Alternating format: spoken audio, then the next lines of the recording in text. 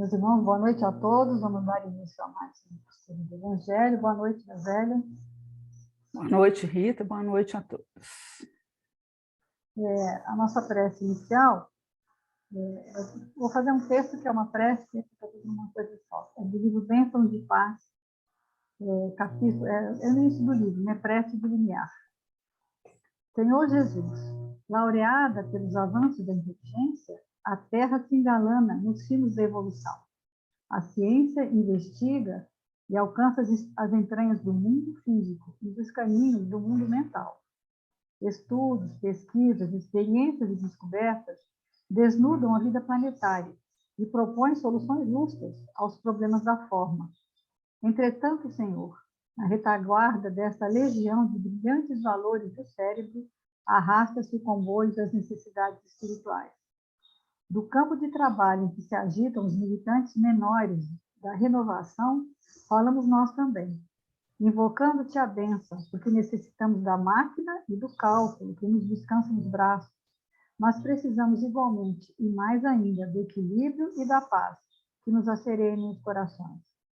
Em tudo te reconhecemos a mão bendita, orientando-nos para o bem. Sob a tua proteção, conseguimos vasculhar ingredientes da lua. No entanto, te rogamos auxílio a fim de aprendermos contigo a atingir o coração de nossos vizinhos. Com a tua bondade, que nos deseja a isenção do sofrimento, temos o socorro da anestesia, para atravessar a esfogueada parte da enfermidade. Mas te suplicamos apoio a fim de que saibamos perdoar e esquecer todo o mal, liberando-nos da dolorosa penologia da vida. Mas ali ele fala, tão somente contigo encontraremos a estrada de nossa própria libertação, nos cipoais fulgurantes da frase trajada em louro de superfície, com que se pretende hoje, em muitos setores da terra, afundar-nos o coração nas trevas do materialismo destruidor. É por isso que oramos, rogando-te inspiração e luz para o necessário entendimento de teus ensinos, e assim procedemos, Senhor, porque todos nós, os filhos da terra, precisamos de ti. É uma questão da sintonia, né? Da gente estar sempre isso. Pedindo amparo, né? Pedindo ajuda que ela vem, né? Essa semana eu encontrei com uma pessoa, ela falou assim, Deus me achou. Eu falei assim, mas nunca te perdeu. Deus me achou. Eu falei, não, nunca te perdeu, não. Você que estava afastado, você que voltou. As pessoas têm às vezes essa ideia, né? Falo muito isso. Então, nós estamos aqui, né, estudando o capítulo 13 do Evangelho de Mateus, é a parábola do semeador, né? A Luísa sempre fala, né, que realmente ela é muito conhecida, tem muitas interpretações, e a gente vem estudando isso e vem aprendendo, né? E cada vez tem mais ensinamentos escondidos, mais coisas ocultas, não é oculta, mas que a gente ainda não teve, né, a condição de ter entendido, né? Então, Jesus contou a parábola, falou, né, para a multidão, e aí, nesse trecho que nós estamos, né, nesse versículo, Jesus está fazendo um comentário da parábola. E esse comentário... Rita, só um minutinho, tem hora que está dando um sonzinho, mas não está incomodando não, tá? Mas só para você saber, não sei se eu vou lá. Pode ser que eu esteja com o papel em cima aqui. Microfone. Então, a gente tem essa ideia, o que aconteceu? Os discípulos estão ali questionando por que Jesus falou por parábolas com a multidão, mas que com eles ele fala diretamente, fala claramente, né? O entendimento mais explícito, né? O tom da fala de Jesus é o seguinte: o entendimento mais explícito não é algo que parte de Jesus, mas é algo que está presente nos discípulos. Ou seja, por que Jesus fala com os discípulos diretamente? Porque eles já sabem alguma coisa, eles já entenderam. Quando Jesus contou a parábola, eles já conseguiram entender. Por isso, é estranho isso, né? Por isso que ele pode falar com eles, porque ele sabe que ele já tem essa condição de entendimento. Isso é complexo, né? A gente entender, quer dizer, ele explicou porque ele já havia entendido.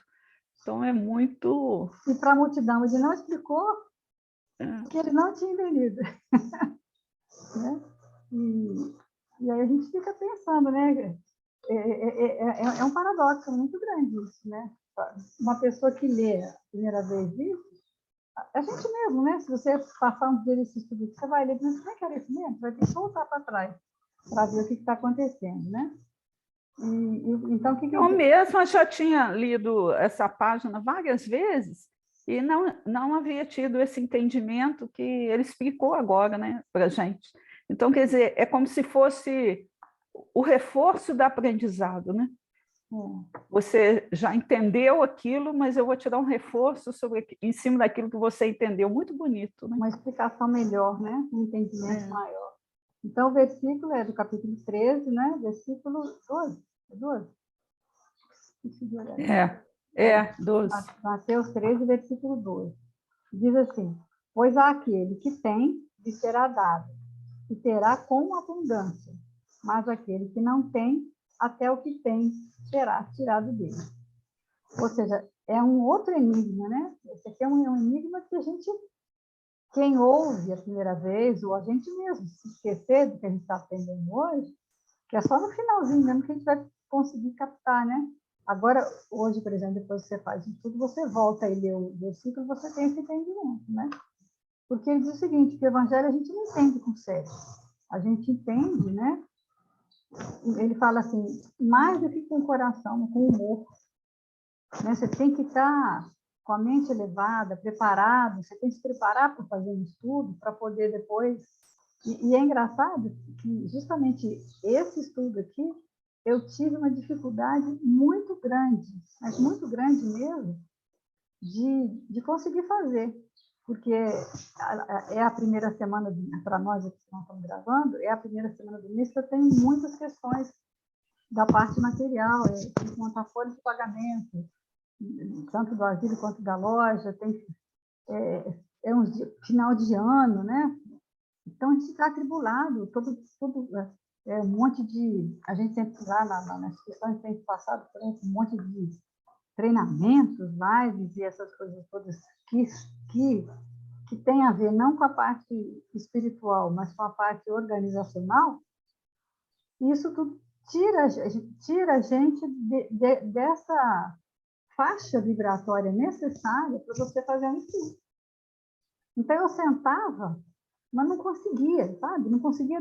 E aí, depois, no final, ontem, olha que eu acabei ontem, já tarde mesmo da noite, para conseguir fazer, é que eu percebi, gente, isso, estou vivenciando isso nesse estudo, que eu não estou conseguindo.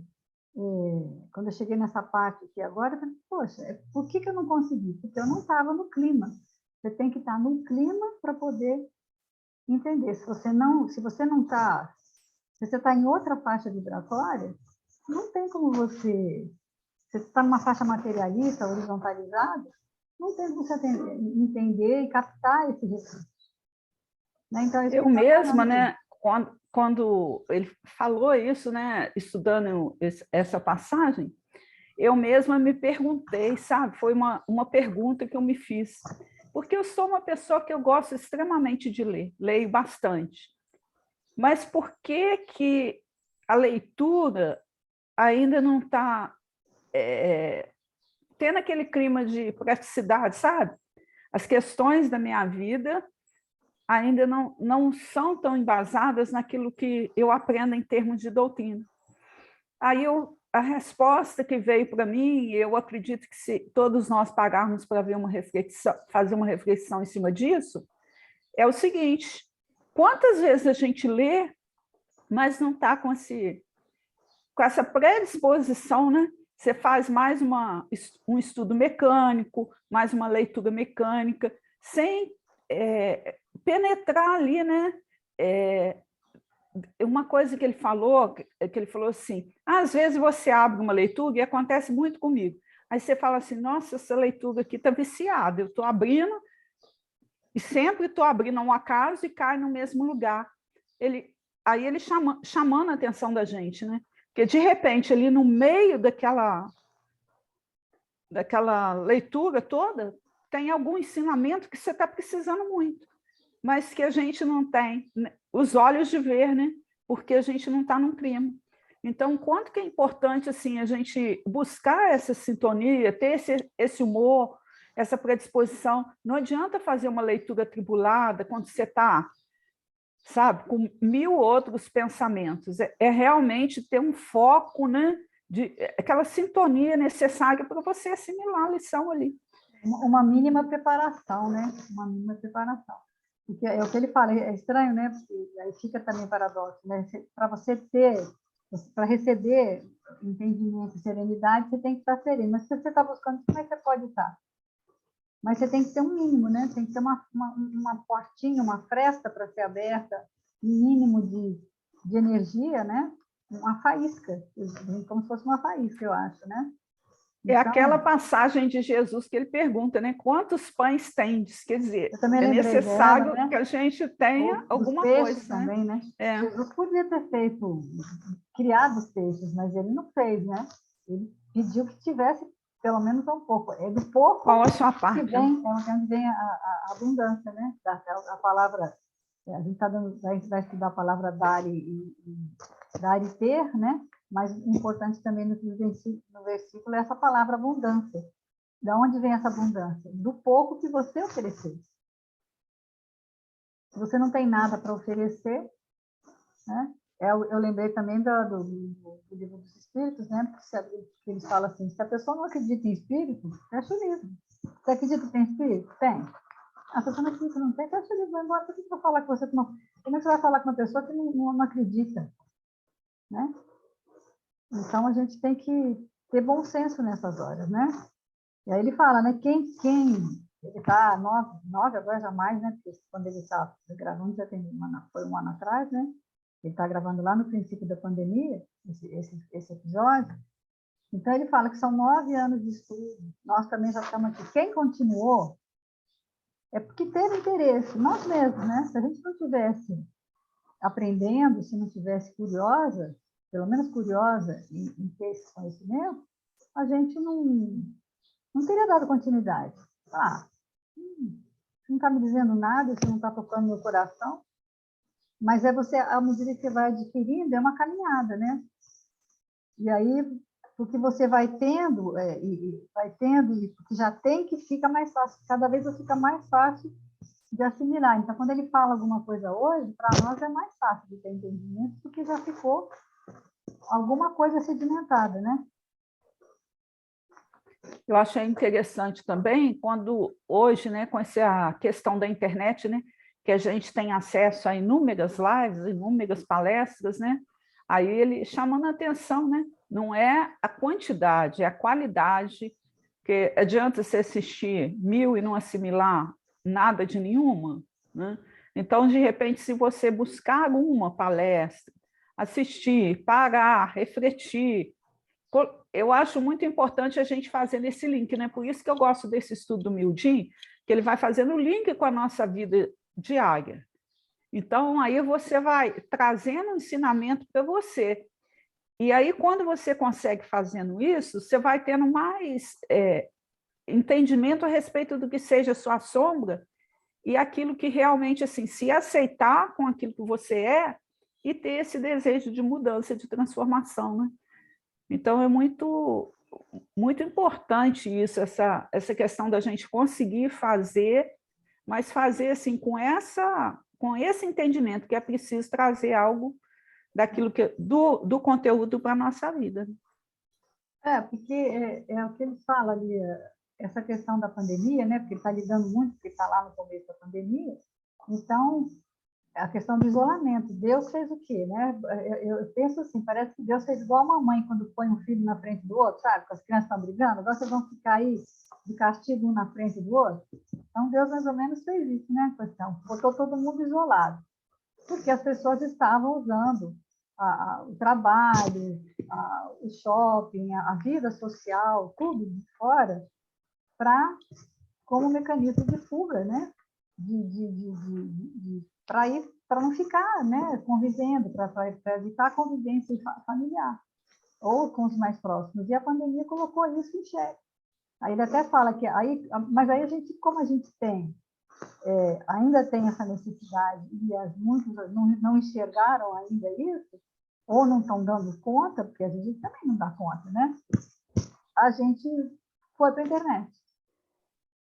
Então, todo mundo assistindo nesse período que está falando, então bombou as lives. Agora melhorou um pouco, mas como a gente não pode ir na casa espírita, como aquele mecanismo de fuga que a gente tinha, a gente não tem mais, a gente criou esse outro, que é a internet. Mas não tem que assistir 20 lives por dia se você continua a mesma pessoa fazendo as mesmas coisas que você fazia antes. Se não há uma mudança, né? Se você não muda a sua forma de pensar, se você continua na horizontalidade, se você ainda está usando a internet, a gente conhece pessoas que estão usando a internet só para fazer compras compulsivamente, isso tem muito, né? As vendas de internet aumentaram assustadoramente. E você vê, você está e esses sites são inteligentes, né? Porque se você pesquisar, por exemplo, um chinelo na internet, aí no seu Facebook, no seu Instagram, em todas as redes sociais que você entra, você vai entrar dando a aparecer chinelo te oferecendo chinelo. Quer dizer, só porque você pesquisou, às vezes você nem ia comprar o chinelo. Você só ficou curiosa por algum outro motivo. Você queria um desenho de um chinelo. Só que ele entende que você quer comprar, e às vezes você acaba comprando, é um impulso, né? É marketing, né? Que eles usam, marketing digital hoje está faturando muito por conta disso. Mas aí ele fala assim, né? Quem sabe um apagão de internet, né? Está dando ideia para Deus, ele fala, né?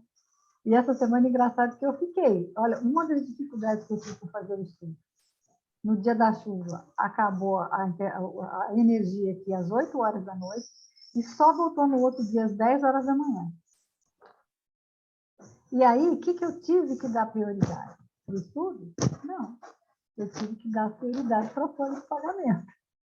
Porque tinha prazo, entendeu? Para pagar. Eu tinha que estar com a folha de pagamento pronta para pagar para os funcionários. Também não podia atrasar. Mas, entendeu? É uma coisa que você faz a escolha. Você tem que fazer uma escolha. Naquele momento, você fica enrolado. Porque você acaba privilegiando realmente a parte material. Quando você falou aí agora, nesse momento, na questão da pesquisa da internet, né? Aí a gente vê assim, a parte material. Quando eu pesquiso um chinelo, vão aparecer para mim vários chinelos, várias propostas de compra de chinelo, né? Aí eu fico imaginando, eu fiz um paralelo aqui agora, no espiritual. Jesus, né? Se eu sintonizo com Jesus, você imagina o leque de possibilidades que vai abrir ali para mim, em termos dos espíritos amigos, simpáticos, os benevolentes, né? Se você, por exemplo, numa dimensão muito maior. Eu toda semana pesquiso, né? Ou no celular, ou no computador mesmo, os textos, as coisas. Aí vem sugestões, né? De live espírita, não vem só coisa material. Agora, quem faz a escolha de que vai pesquisar? Receita, por exemplo, Nossa Senhora, gente. Receita todo dia você tem. Quantas receitas você vê por dia? Né? Receita de comida mesmo, né? Porque a gente que é mulher, agora eu estou mais em casa, né? Então eu que escolho o que vai fazer, aquela coisa toda, às vezes até eu mesmo faço. Então você fica curiosa, passa aquela receita, peraí, vou lá ver. Isso tudo é tempo. É tempo. É tempo que lá, depois, quando você, né, desencarnar, você vai poxa, tudo que eu pesquisei vai passar na sua vida aqui, né? Tudo é tempo que você perdeu. Você podia estar pesquisando uma coisa mais do espírito mesmo da matéria. Mas isso também você pode ficar se culpando demais, né? Senão você vai ficar doido, né? Verdade. E aí... Evangelho segundo o Espiritismo, muitos dos chamados, poucos dos escolhidos, capítulo 18, Instruções dos Espíritos, né? Item 15, um Espírito Amigo. Quer ler aí? Aquele que recebeu é o que possui o sentido da palavra divina. Recebeu unicamente porque tentou tornar-se digno dela e porque o Senhor, em seu amor misericordioso, anima os esforços que tendem para o bem. Atugados, perseverantes, esses esforços atraem as graças do Senhor. São um imã que chama a si o que é progressivamente melhor. As graças copiosas que vos fazem fortes para galgar a montanha santa, em cujo cume está o repouso após o labor. Homens cegos e surdos, abri as vossas inteligências e os vossos corações. Vede pelo vosso espírito, ouvi pela vossa alma, e não interpreteis de modo tão grosseiramente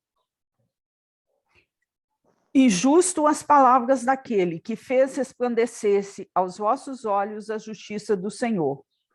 Não é Deus quem retira daquele que pouco recebera, é o próprio Espírito que, por pródigo e descuidado, não sabe conservar o que tem e aumentar, fecundando o óvulo que lhe caiu no coração. Então, assim, quando ele fala ali no início, né, tornar-se digno, né, é a gente desenvolver essa parte que nos cabe, né?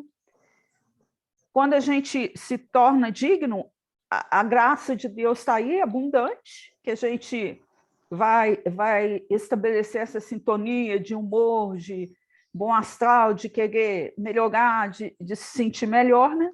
E aí, quanto mais a gente tiver isso, mais a gente vai receber. E no início ele fala, né? Aquele que recebeu é o que possui o sentido, né? O que é o sentido? Achei legal de explicar. O que é o sentido da palavra divina? Sentido na física, né? É o que ele estuda como vetor. E ele fala que o que é sentido? É a direção. Você ir de um ponto ao outro, ou seja, da terra para o céu. Esse é o sentido. A verticalização que a gente tem que estabelecer. Né? Você sai de um ponto para o outro, né? Da terra para o céu. E eu lembrei também que, nesse caso, tem a questão da velocidade também, né? Da vontade, de quanto você é capaz de imprimir, de sair desse sentido, de sair da terra e para o céu. Qual é o tempo de cada um, né? Do seu entendimento, conforme você vai entendendo, né? É um movimento. Esse movimento que você vai fazendo vai depender do quê? Dessa sintonia que você vai criando ao longo do tempo e que, às vezes, você cobra isso do outro, mas você mesmo, às vezes, não está fazendo, né? A gente querer se tornar digno dessa graça que a gente recebe, né? E aí eu ainda gostei do exemplo que ele fala, é tirar a remela, né, do olhar, para você enxergar melhor. Então, para onde nosso olhar está sendo direcionado? Eu estou realmente imbuído desse desejo de me tornar digno, de enxergar melhor, né? E aí ele fala que o que nos atrapalha muito nesse processo, né, que é o maior empecilho, né, é a mágoa, né? Então, é o esforço que a gente tem que ter para tirar a mágoa de nós, né? Então, se eu quero entender, quando mais eu me abro, mais eu busco, mais eu compreendo.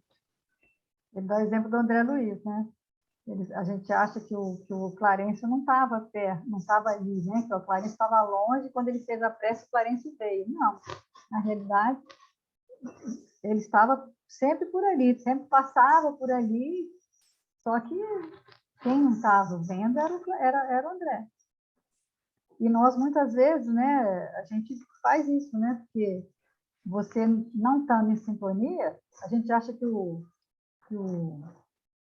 nosso anjo guardião está sempre tomando conta, ele está por ali, mas não está. Se você não entrar em sintonia com ele, ele não tem como te ajudar, né?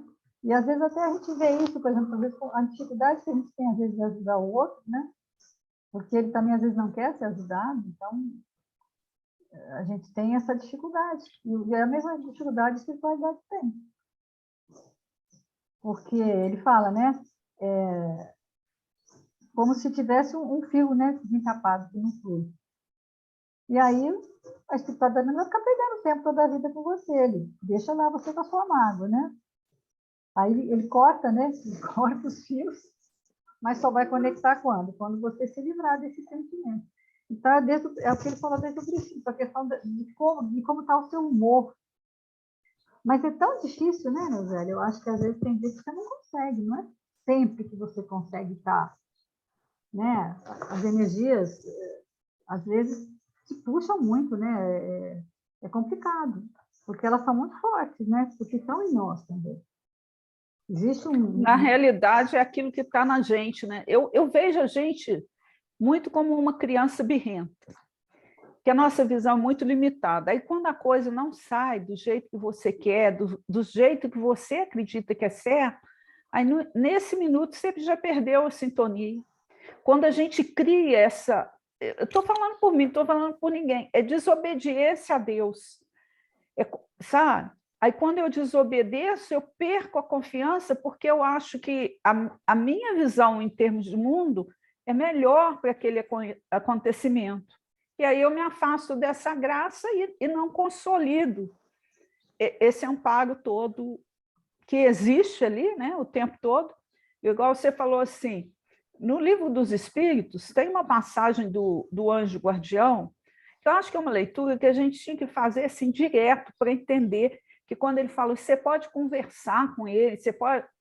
A gente faz isso? Não faz.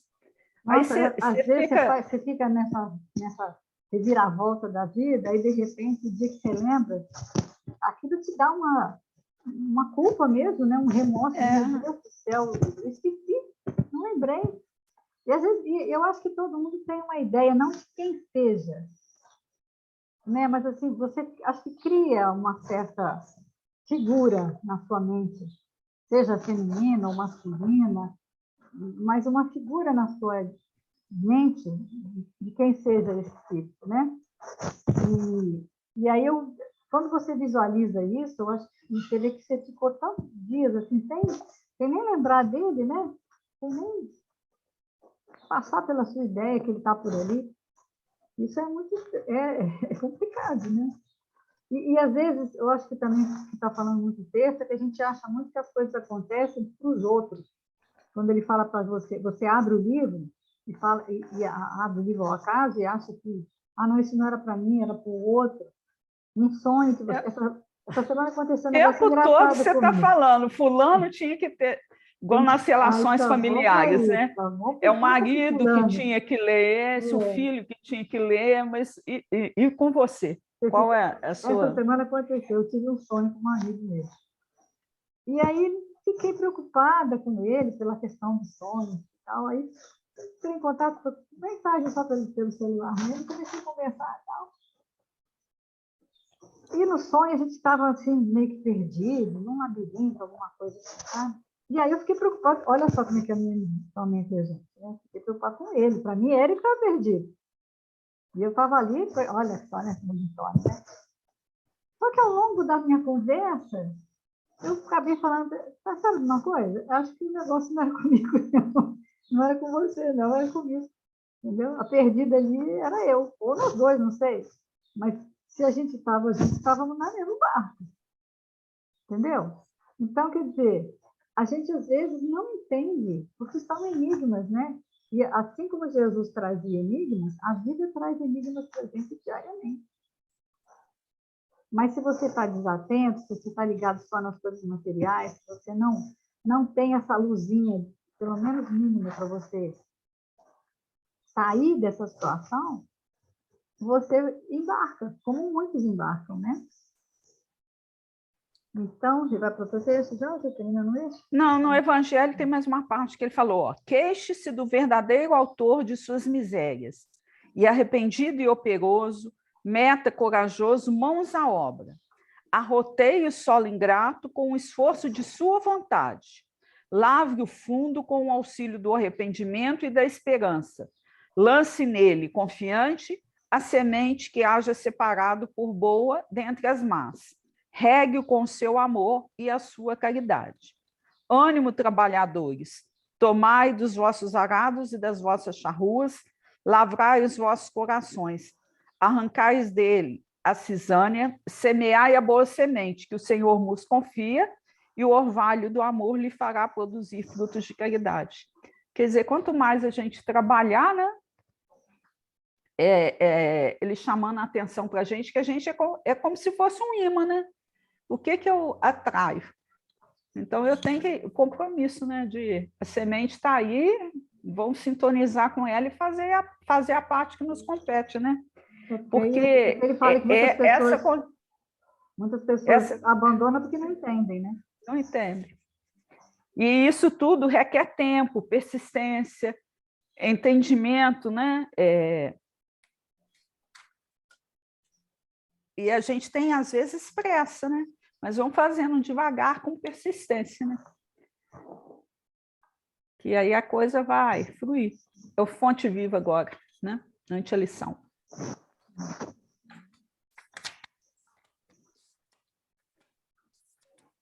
Ante a lição. Considera o que te digo, porque o Senhor te dará entendimento em tudo. Ante a exposição da verdade, não te esquives a meditação sobre as luzes que recebes. Quem fita o céu de relance, sem contemplá-lo, não enxerga as estrelas. Quem ouve uma sinfonia sem abrir a acústica da alma, não lhe percebe as notas divinas. Debalde escutarás a palavra inspirada de pregadores ardentes, se não descerrares o coração para que o teu sentimento mergulhe na claridade bendita daquela. Inúmeros seguidores do Evangelho se queixam da incapacidade de retenção dos ensinos da Boa Nova, afirmando-se ineptos à frente das novas revelações. Isto porque não dispensam maior trato à lição ouvida, demorando-se longo tempo na província da distração e da leviandade. Quando a câmara permanece sombria, somos nós quem desatamos o ferrolho à janela para que o sol nos visite. Dediquemos algum esforço à graça da lição, e a lição nos responderá com as suas graças. O apóstolo dos gentios é claro na observação. Considera o que te digo, porque então o Senhor te dará entendimento em tudo. Considerar significa examinar, atender, refletir e apreciar. Estejamos, pois, convencidos de que, prestando atenção aos apontamentos do código da vida eterna, o Senhor, em retribuição à nossa vontade, dar-nos-á entendimento em tudo, né? Então, esse capítulo é um comentário de uma carta do Paulo a Timóteo, né? Que era muito jovem e Paulo gostava muito dele.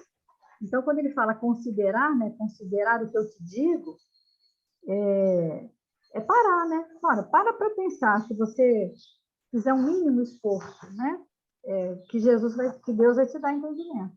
É isso que nós estamos falando desde o princípio. Se você tiver um mínimo esforço, até no livro dos Espíritos fala assim, que com o mínimo esforço você pode ir, pode melhorar, né?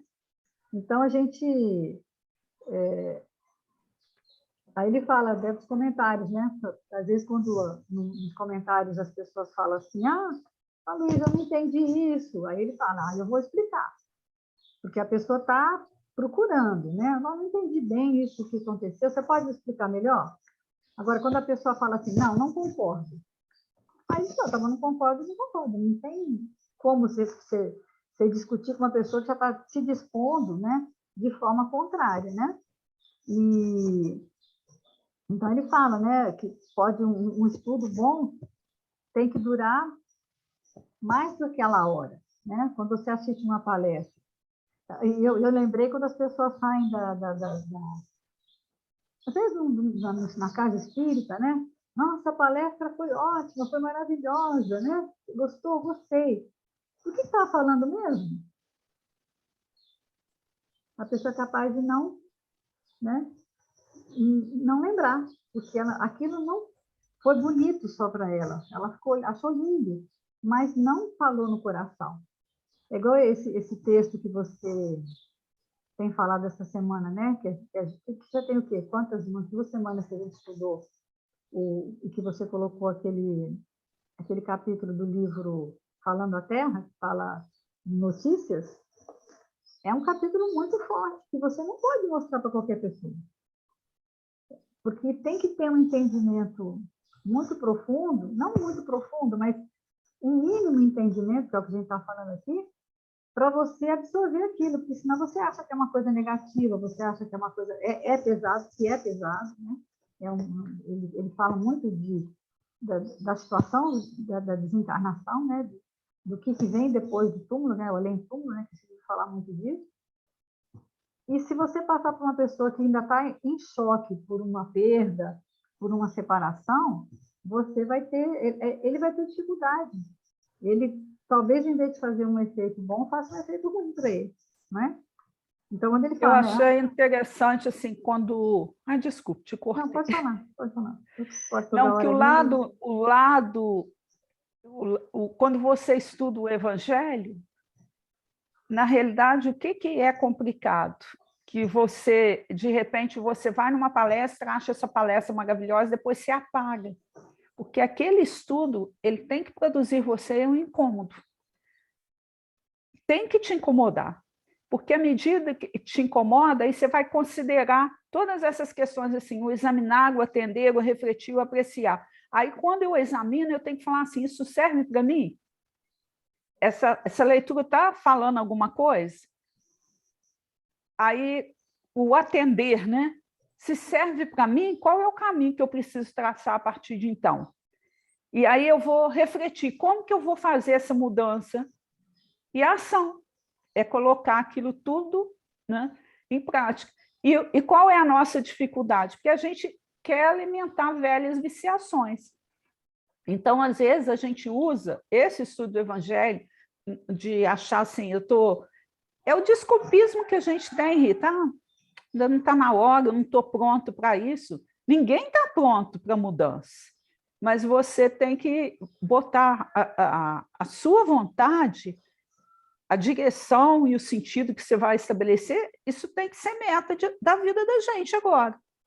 Não dá mais para alegar assim, ficar entrando com desculpismo, né? Aquela leitura que você, no estudo passado a gente falou, né?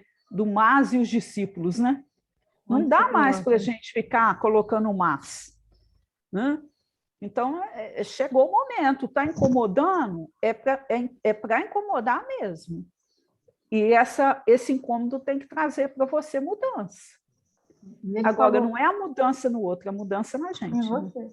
E ele falou uma coisa aqui muito importante, pelo menos para mim, porque eu sou assim, eu sou da área de exatas, sabe? Assim, toda a vida, eu sou aquela aluna que gostou de química, física, matemática, gosto de português também, mas aquela área de humanas, né, história, geografia, nunca foi a minha preocupação, vamos dizer, maior. Então, quando, em relação à doutrina, eu tenho muito interesse mesmo, não posso negar, na área da ciência, na área da filosofia, assim, mas a questão, mas assim, tem gente que acha o evangelho chato. Você cansa de me falar, o evangelho é muito chato. Por quê? Porque ele é profundo, porque ele mexe com você. Então, onde que ele vai falar, né? Que tem companheiro que tem uma relação com doutrina leviana e distraída. Por quê? Porque só quer estudar os fenômenos psíquicos, a dinâmica vibratória, né? A questão do perispírito, dos chakras, aquela coisa toda, porque aquilo é uma coisa fascinante para quem gosta dessa área, né? E não tem interesse em estudar evangelho, né? Porque, e o que é isso? Está fugindo porque o evangelho, ele fala, o evangelho é a parte tensa da doutrina, né? Porque porque ele incomoda, porque tira você da sua zona de conforto, te rouba o sono. Então, aquele que está realmente interessado, muito interessado na ciência, ou só na ciência, lógico que a ciência também é importante, porque ela explica muita coisa, né? Dá entendimento. Mas se você não complementar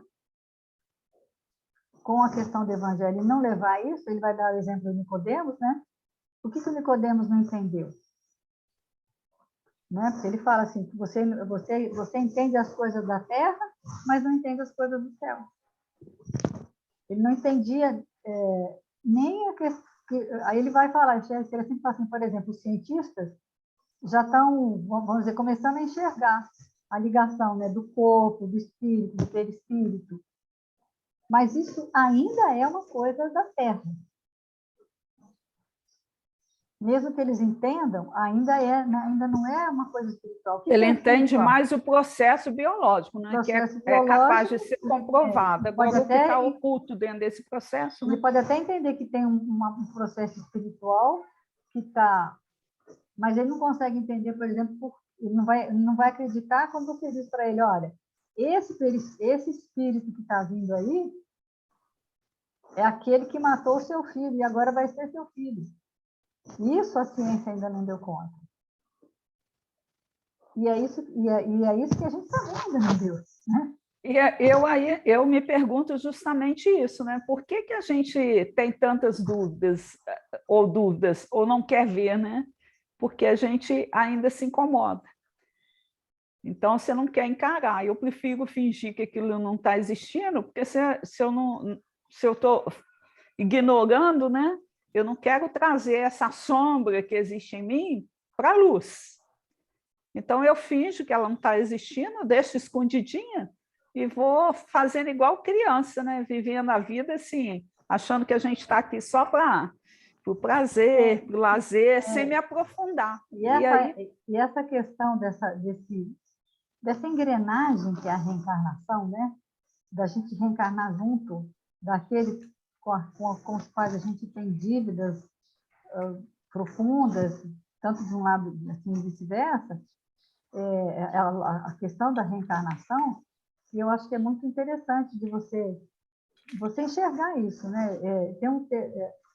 Tem livro, né? Que você tem que fazer um mapa, né? Ele fala, né? No livro, né? Entre a Terra e o Céu. E aí eu lembrei desse livro que eu gosto muito também, que eu já falei várias vezes aqui, que é o livro Eustáquio, né? 15 séculos de uma trajetória.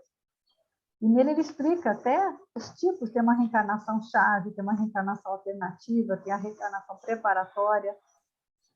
Para quê? É tudo isso recurso para que a gente possa ter esse entendimento. Então, por exemplo, a reencarnação chave, ela fala assim, destina-se aos maiores e mais importantes resgates que se tem que enfrentar. As grandes dívidas acumuladas pelo espírito geralmente concentram-se numa determinada região do globo terrestre. Então, o reencarnante, no palco dos seus graves desmandos, sofre uma trajetória de provas e expiações. Então, nesse momento, nessa reencarnação-chave, ele vai reencarnar naquele lugar onde ele deve muitas coisas. As alternativas é um apoio ao espírito para que ele se desvincule do seu anterior passagem pela materialidade. Uma reencarnação-chave que não trouxe progresso à criatura não será facilmente esquecida. Então, ele teve uma reencarnação-chave, ele teve a oportunidade de estar ali com todos os seus inimigos por ali, no campo onde ele tinha antes. Não deu certo, o que eles dão? Uma alternativa, que aí ele vai reencarnar num local distante do palco, dos seres e dos... às vezes o cara que sente assim, não, certo, na outra encarnação, acho que eu morava na França, ele vai para o Brasil, entendeu? Foi o caso do Eustáquio quando ele reencarna no Brasil. Nem sempre uma única reencarnação alternativa é suficiente para deixar preparado um espírito a voltar à reencarnação-chave, que aí ele vai voltar para a reencarnação-chave. E tem também a reencarnação preparatória. Realizado o estágio da criatura em uma ou mais reencarnações alternativas, o retorno à Terra, que deverá preceder a uma outra reencarnação-chave, denomina-se preparatória. O espírito, mal utilizando o seu livre-arbítrio, poderá acumular tantos débitos em uma reencarnação preparatória que não poderá mais voltar logo após em reencarnações chaves. Entretanto, de regra, quando a entidade atinge a reencarnação preparatória, significa ter alcançado um patamar razoável de evolução, que a credencia a um retorno decisivo. Aí ele fala assim, não existe, portanto, uma regra absoluta nesse encadeamento. A designação de cada reencarnação do espírito depende da concentração de determinados tipos de provas e expiações que serão enfrentados na materialidade. Então, esse livro ele traz o Eustáquio desde a sua primeira reencarnação, da reencarnação base, né, do livro, que ele é um bárbaro, é um viking, que na primeira cena do livro, ele degola uma pessoa e vira um herói por causa disso, ele é um viking, e aí ele vai passando. Eu, na época que eu li o livro, eu tive que fazer um mapa, porque ele vai passando por todo esse tipo. Então, olha quanto amparo que a gente tem, né? Quanta e que dificuldade que a espiritualidade tem de montar isso, de colocar, às vezes, você mais perto de quem você precisa, às vezes te afastar para que você possa ter um refrigério e se preparar para uma próxima, até chegar nessa preparatória, né? E nesse caso tem um deles, né? Aqui fala, senhora, tem uma reencarnação dele, ele fala assim, ele quando ele vive o Duque de Charles de Bougontier, que é uma oportunidade de viver no local onde ele cometeu os mais graves crimes.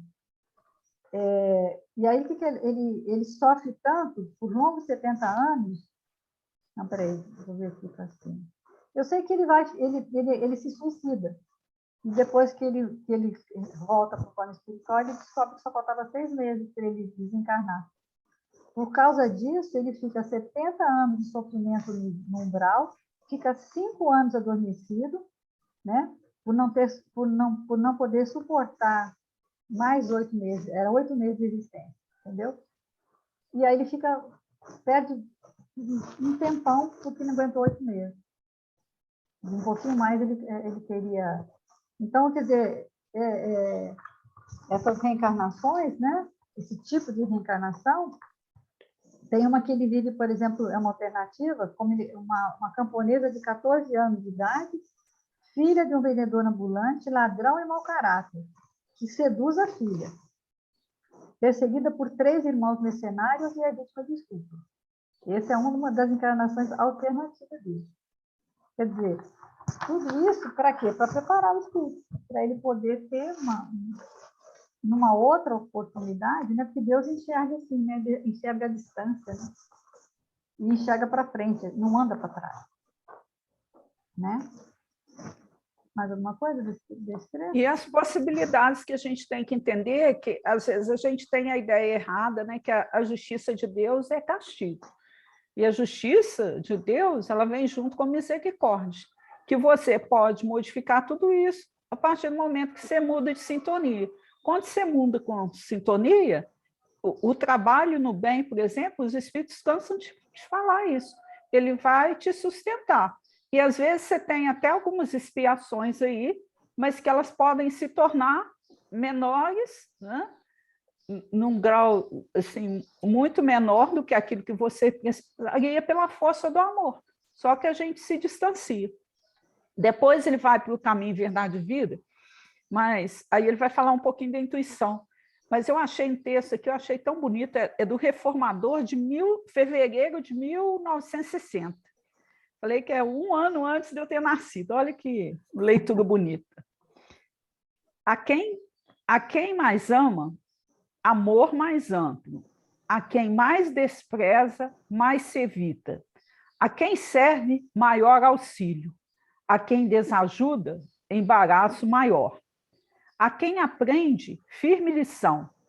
A quem foge ao ensino, experiência mais dura. É a nossa situação aí, às vezes, né? A quem trabalha, grande influência. A quem busca preguiça, tédio maior. A quem ampara, vasto socorro. A quem prejudica, larga aflição. A quem perdoa, desculpa extensa. A quem critica, maior censura. A quem tem razão, mais direito. A quem escasseia o direito, mais compromisso. A quem desanime, sombra envolvente. A quem persista, luz de esperança. De quem se lembra, memória pronta. A quem esquece, total ouvido. A quem adoça, mel na passagem. A quem amarga, fel no caminho. Quem planta, recolhe segunda sementeira.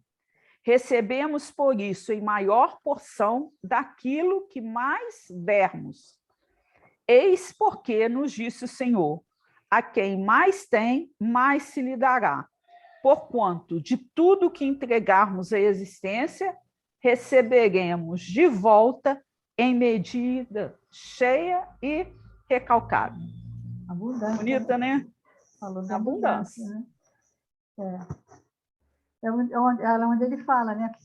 Ele dá explicação quando Paulo fala, né? Para Timóteo.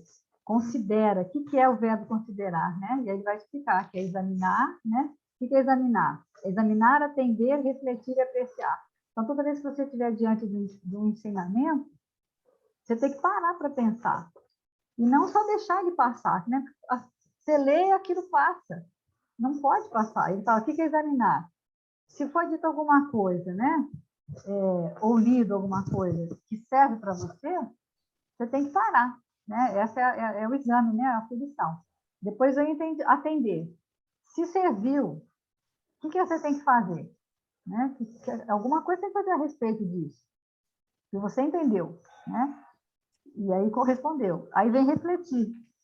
Tá, eu tenho que fazer, mas como é que eu vou fazer isso? Né? O procedimento, como é que eu vou fazer? Sei que preciso mudar alguma coisa na personalidade, mas como? E depois vem a apreciação. O que é apreciação? É você se lançar a ação. É saborear, né, que ele fala. E você já avançou, é a sua vivência ali. E aí eu fiquei lembrando dessas lives que eles estão fazendo para nós sobre os procedimentos na instituição, né, de COPs e de tudo que a gente tem que fazer, de documento e tudo. Agora a gente já sabe. E a gente tem até um entendimento que precisa e deve ser feito. A gente ainda não sabe como, mas nós vamos ter que descobrir como. E depois que a gente descobrir como, nós vamos ter que fazer, porque a gente já sabe. Então, é tudo isso que vai mexendo com a gente, né? E é onde ele fala também, prestar atenção, que é óbvio audire, né, que ele chama. Ouvir com atenção, ou seja, avançar, ir adiante, né? Na época, ela era Não uma é só ouvir, né? É ouvir e avançar. E avançar, é uma ordem militar, né? Ouve, atende, ouve e marcha. É, de novo, a questão da obediência, que a gente nem sempre tem, né? E a gente está assim, né? A gente quer avançar, mas falta nesse sentido que ele fala, né? O sentido da terra para o céu. Até que ponto a gente ainda está na horizontalidade. Porque se tiver... Aí ele achei interessante ele falar assim, se você pegar... A gente quer fazer tudo uma vez. Então, vamos pegar uma coisa, né? Aí o ele falou assim, pega o perdão. Você tem dificuldade com o perdão? Trabalhe o perdão. Quando você trabalhar o perdão, você já criou um procedimento. Você já sabe como fazer. Então, vai ficar mais fácil você trabalhar um outro tema, a inveja, a serenidade, porque você já tem o modo de fazer. Né? Eu acho que isso é uma coisa que a gente tem que também ter muita atenção em tudo na vida, né? É uma certa disciplina, uma certa de fazer aquilo que está na hora de fazer, que você dá conta de fazer, e aquilo que você não dá conta, você deixa para depois. Porque essa é uma coisa que a gente precisa ter em mente, né? Aí ele vai para o livro... Uma coisa que eu gostei nessa leitura também, só antes de passar para o outro, Rita, quando a câmara permanece sombria, somos nós quem desata o ferrolho e a janela para que o sol nos visite. Isso é importante. Bonito isso, né? Quer dizer, o sol está aí, à disposição de todo mundo, mas quem que tem que abrir a janela para ele somos nós, né? Porque a imagem é muito clara, né? A imagem é muito clara. Você está num quarto escuro. Eu trabalhei na minha adolescência, lá com 17, 18 anos, acho que já era menor de idade, num laboratório de cinematográfico. A gente fazia os filmes, né? Vinham para a gente fazia a revelação, fazia a sincronização, chegava o som e imagem, porque tudo gravado separado. Na época era, hoje em dia não deve ser mais. Então tinha rolos enormes que chegavam, tinha umas máquinas, e uma das coisas era a revelação, então tinha uma câmera escura. E quando você entrava na câmera escura, você não enxergava absolutamente nada. Quem era o novato que chegava, né? A pessoa novata que chegava. Eu trabalhei um ano, um pouco mais, talvez. Só que aí você ficava um pouquinho ali dentro, e daqui a pouco você começava a enxergar na escuridão, porque a retina se adapta, né? E depois, ao longo do tempo, você nem precisava quase de muito mais tempo, sabe? Você tinha menos dificuldade. Porque você tem que trabalhar no escuro, literalmente, porque o filme não pode receber nenhum tipo de luminosidade. Ele tem que ser trabalhado no escuro mesmo.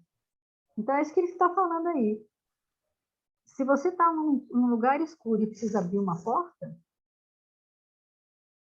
você tem que se acostumar a ver um pouquinho para você enxergar o ferrolho e abrir, porque a hora que você abre, você vai achar. Mas quem não enxerga, quem ficar de olho fechado e não enxergar esse mínimo, vai se manter no escuro. É onde que ele vai dizer que às vezes... A fechadura está do lado de dentro, né? Ela não vai se abrir de fora para dentro. Sempre tem que abrir. É o esforço nosso. Aonde ele fala que a pandemia, Deus pegou e falou assim, ó, vou meter o pé nessa porta aqui e vou abrir. Aí a luz entrou depressa demais. E aí o que acontece? Aí eu fui saber. Você tem que tomar esse cuidado. Então, esse é o momento que a gente está vivendo de a gente abrir esse ferrolho, né? E aí você tem a opção de abrir ela devagarzinho, né? De fazer cada coisa de uma vez, de não ter esse choque. Mas quando a pessoa não faz, uma hora tem que acontecer. Um dia tem que acontecer. Né? Não dá para você ficar eternamente, né? Ele fala, eternamente nessa escuridão. Né? É um processo que uma vez, em algum momento, né? Ele fala, né? Estejamos, pois, convencidos de que, prestando atenção aos apontamentos do código da vida eterna, né? Que é o Evangelho, né? O Senhor, em retribuição à nossa boa vontade, dar-nos a entendimento em tudo. Quer dizer, quando você abre essa porta, quando você abre o seu coração, quando você sintoniza, né? Melhora o seu humor e tem está num nível de entendimento maior, Deus vai te oferecer um bom entendimento maior. Mas se você está fechado, completamente fechado, que esse é o grande ensinamento do dia de hoje. Vamos lá para o caminho de verdade e vida, para a gente terminar? Intuição, né? Todos os homens participam dos poderes da intuição no divino tabernáculo da consciência, e todos podem desenvolver suas possibilidades nesse sentido. Todas as noções que dignificam a vida humana vieram da esfera superior, e essas ideias nobilitantes não se produziram por vontade de homem algum, porque os raciocínios que propriamente terrestres sempre se inclinam para a materialidade em seu arraigado egoísmo. A faculdade intuitiva é intuição universal. Através de seus recursos, recebe o homem terrestre as vibrações da vida mais alta em contribuições religiosas, filosóficas, artísticas e científicas, ampliando conquistas sentimentais e culturais. Colaboração essa que se verifica sempre não pela vontade da criatura, mas pela concessão de Deus. Essa questão da intuição eu achei muito interessante, que ele deu o exemplo, né, que quando ele começou com o miudinho, ele tinha a ânsia de buscar um montão de coisa, né, de comprar até muitos livros, ele brinca até que até escondido da mulher e tudo, e que com o tempo ele viu que bastava essa dedicação, esse esforço nele. Por quê? Porque a intuição vem sempre do alto. E aí Emmanuel está falando isso, né? Todas as noções que dignificam a vida do humano vieram da esfera superior. Então, o quanto que a gente pode... Você faz tudo sozinho, né? A gente acha que tudo é da gente, mas não, vem através da intuição. Se você estabelece essa sintonia do humor com o coração, com a boa vontade, né, as coisas vão fluindo também com o amparo da espiritualidade, porque é ela que governa tudo. Agora, para isso é necessário o quê? Que a gente desenvolva em nós, né, os poderes da intuição mesmo, de ter essa percepção aberta, né? E aí, nesse aspecto aqui, ele lembra, né, que a evolução ela se faz em dois caminhos, né? É um processo individual e coletivo. Porque quando eu li isso aqui, eu ainda fiquei pensando, é uma pergunta que a gente tem que sempre fazer. Tem que ser bom para mim e tem que ser bom para o outro, para a coletividade de uma maneira geral. É a nossa situação, o desafio lá no asilo, né, Rita? Porque tem que ser bom para nós, em termos financeiros, porque a gente tem compromisso, né, de fazer o melhor, mas tem que ser bom para eles também. E, às vezes, a gente... E, às vezes, uma coisa vai de encontro à outra, né? E aí eu lembro do Jaime, que foi o maior ensinamento que ele deixou para mim na vida. Aí ele falou, quando se administra uma instituição, o dinheiro nunca pode vir na frente. Por quê? Porque é matéria, né? Então, a gente tem que buscar esse equilíbrio, né? Mas, e aí é priorizar o ser humano, sempre, né? Com o trabalho no bem, porque aí realmente as coisas vão fluindo. Agora, se a gente não estabelecer esse humor, essa sintonia com o alto, aí vai ficar mais difícil, né, a gente ser intuído. Eu acho que é interessante o exemplo que ele dá do Paul McCartney, né? Porque diz ele que eles estavam querendo Uma música, né? O disco Help, né? Precisava de um sucesso romântico e que eles pediam isso, né? E eles não conseguiam de jeito nenhum. Aí um dia o Paul dormiu, esqueceu aquilo, se preocupou, né? Quer dizer, desconectou, né? Um pouco da materialidade, daquela exigência, acho, né?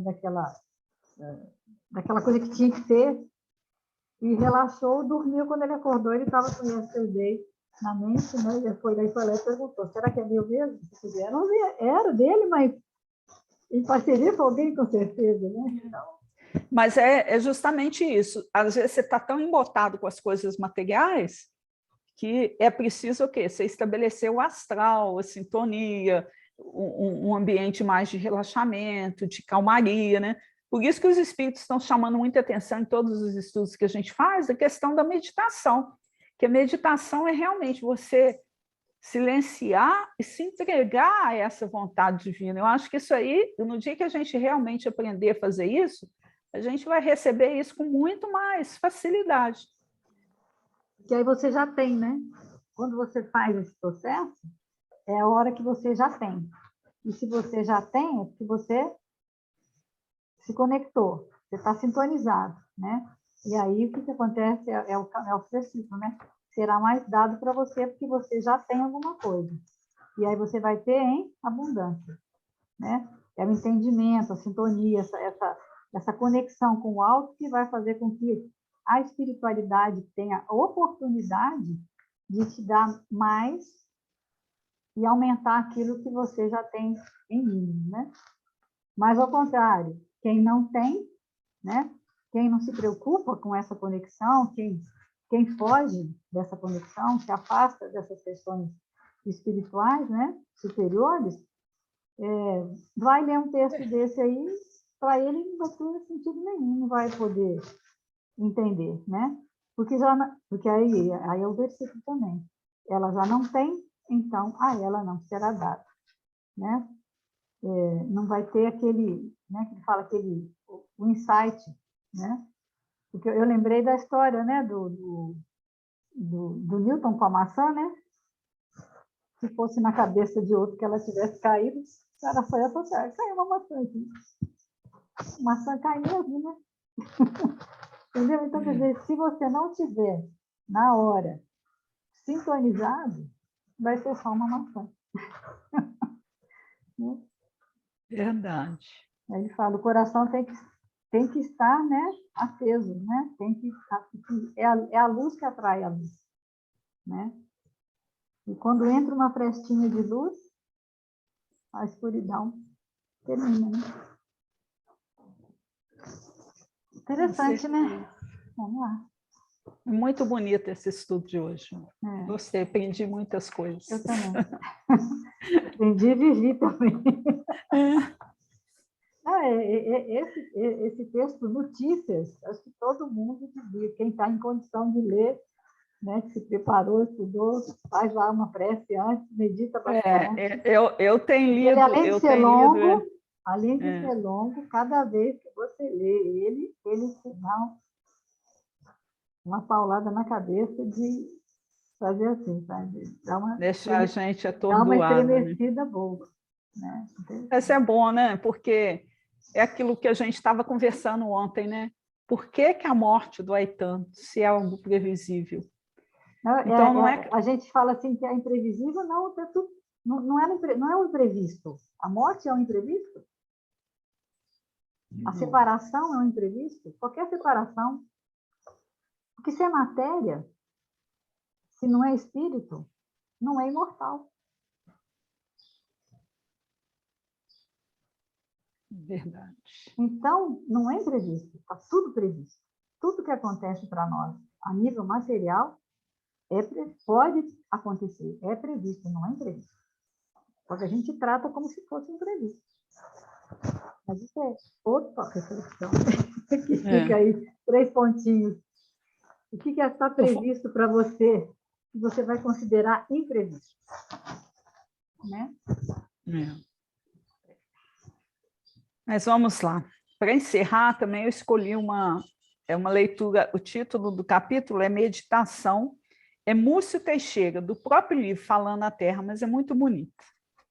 É rapidinho, não é grande, não. Porque aí a gente encerra com essa fala dele. Sou filho de Deus e herdeiro da criação. O amor, divina luz, fulgura em mim. Meus pensamentos renovam-se em ação incessante.